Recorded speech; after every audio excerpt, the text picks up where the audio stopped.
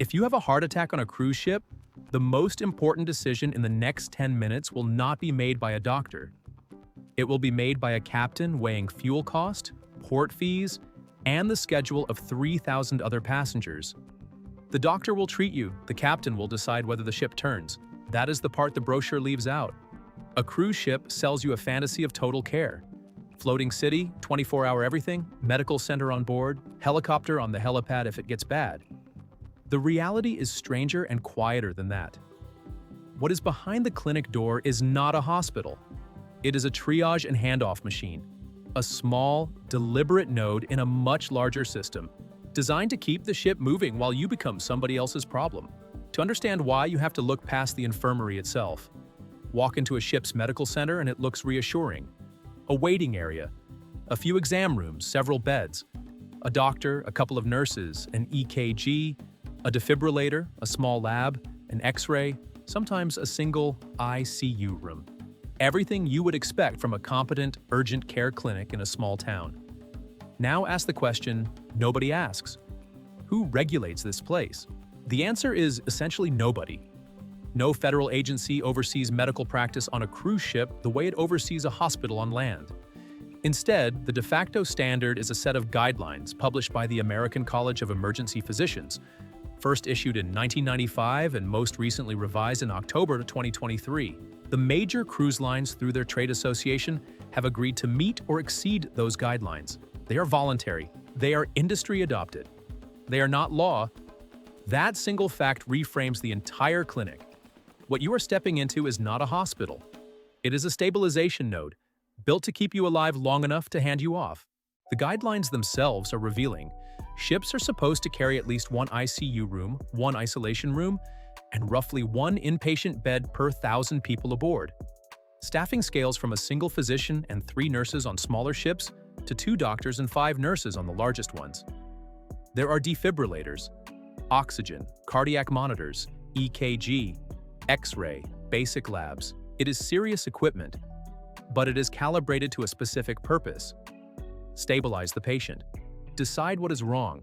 Figure out where they go next. Because here is the thing, a cruise ship physically cannot be a hospital. Start with the economics. Every square meter on a cruise ship has a revenue cost. A balcony cabin generates money. A bar generates money. A casino generates money. An ICU bed sits empty most of the day, generates nothing, and requires expensive equipment, climate control, and trained staff. Scale that across an entire hospital wing, and the math collapses. You cannot run a 10-bed cardiac unit at sea on the off chance that someone has a heart attack on day 3 of a 7-day Caribbean loop. Then there is the specialist problem.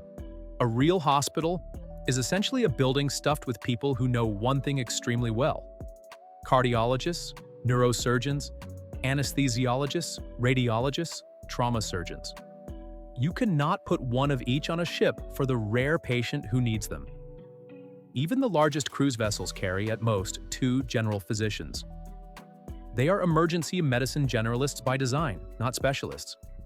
They are not equipped to perform open-heart surgery, deliver thrombolytics reliably for a major stroke, or operate on a perforated bowel. Nor is anyone pretending they should. The third pressure is itinerary. A cruise ship's product is its schedule.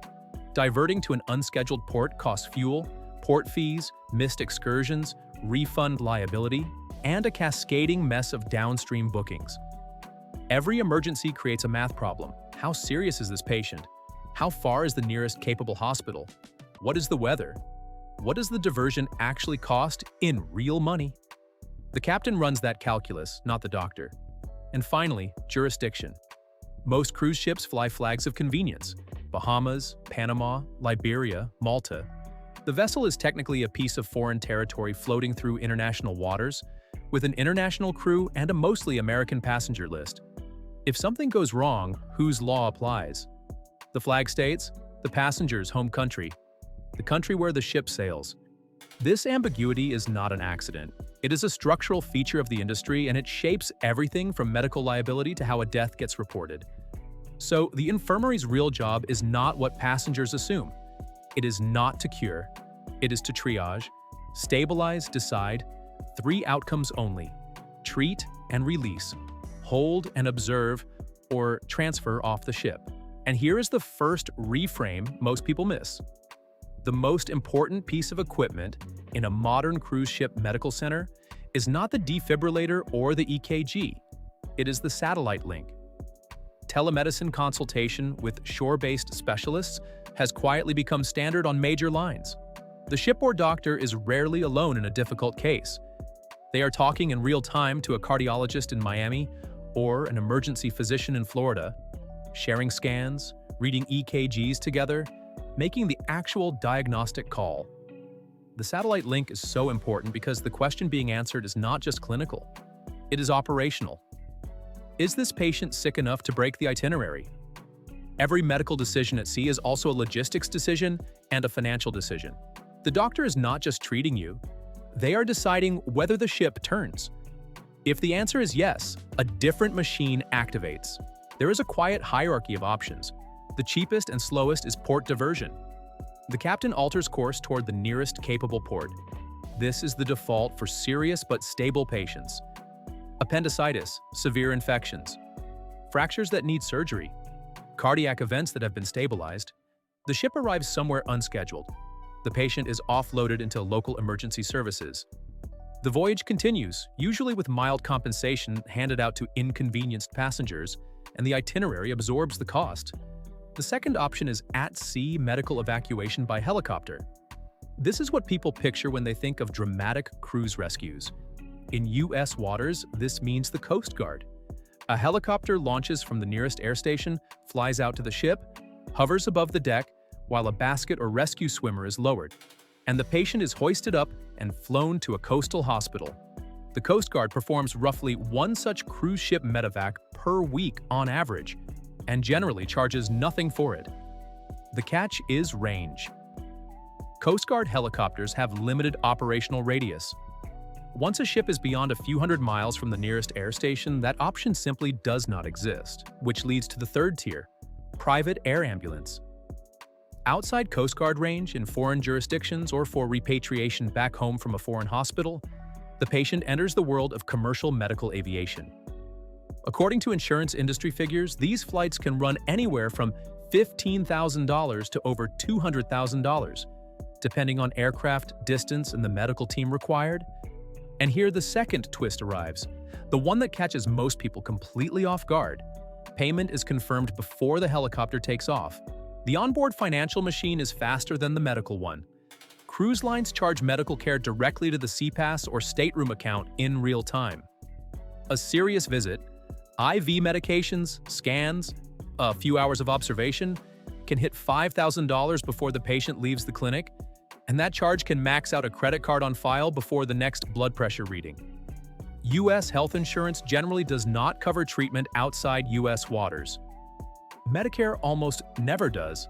For most American passengers, the cost of being seriously sick on a cruise ship lands on a credit card or on travel insurance the passenger may or may not have purchased. That detail tells you something larger about the system. The clinic is not a charity ward. It is a billable service running on the same accounting infrastructure that handles your bar tab. The medical staff are professionals doing real medicine, but the economic plumbing they are plugged into is the cruise lines, not a national health systems. And when an evacuation is needed, the financial logistics, insurance approvals, payment guarantees, hospital admissions paperwork often move in parallel with the medical logistics and sometimes ahead of them. Now zoom out. The Coast Guard alone does roughly one cruise ship medevac per week in U.S. waters. Add in foreign jurisdictions, private air ambulance flights, and in-port hospital transfers, and the global cruise fleet runs something close to a continuous, low-volume, high-cost evacuation network. Most passengers will never see it. It happens through service elevators, crew corridors, and side hatches the public never enters. It happens on overnight legs when the dining rooms are closed. It is one of the largest, mostly invisible patient transfer systems in the consumer economy, operating beneath the buffet decks of vacation infrastructure. And then there is the layer below that. Every modern ocean-going cruise ship has a morgue. You will not see it on the deck plan. It sits on one of the lowest decks, usually near the long crew corridors sailors call the I-95, the spine that runs the length of the ship's working level. The room itself is small. Stainless steel, refrigerated somewhere between 36 and 39 degrees Fahrenheit, with individual compartments. Most ship morgues hold 3 to 6 bodies, though some of the largest vessels reportedly hold more. Bodies can be stored for roughly a week before they need to disembark at a port equipped to issue a death certificate and arrange repatriation. Federal regulation requires body bags to be carried on every voyage. When a death happens, the ship does not announce it as a death. It uses a code. On many lines, that code is some variation of Operation Rising Star, language designed to alert crew without alerting the dining room. There is folklore around this, including a viral claim that surprise-free ice cream parties signal a morgue at capacity, but that one is unverified passenger speculation rather than documented policy. The verified reality is interesting enough on its own. A small refrigerated room and a discrete PA code are part of the standard hospitality stack on a vessel selling joy. This is where the system reveals what it really is. The clinic treats the body, the morgue, the body bag, the flag state filing, the PA code, the captain's diversion math, the satellite uplink to a hospital in one direction and to a lawyer in another. That is the larger system treating the liability. For decades, the legal architecture protected the cruise lines almost completely.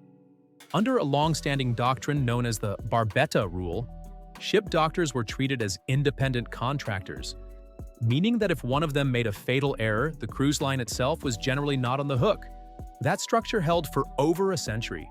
Then, in 2014, the 11th Circuit Court of Appeals decided Franza versus Royal Caribbean, and the shield cracked.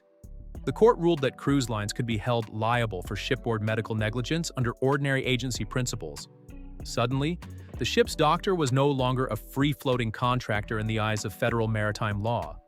The cruise line could be sued for what happened in that clinic. This shift is still working its way through the system.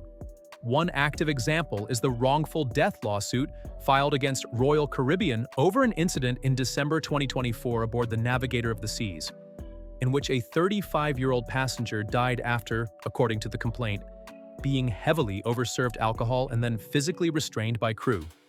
The Los Angeles County Medical Examiner later ruled the death a homicide.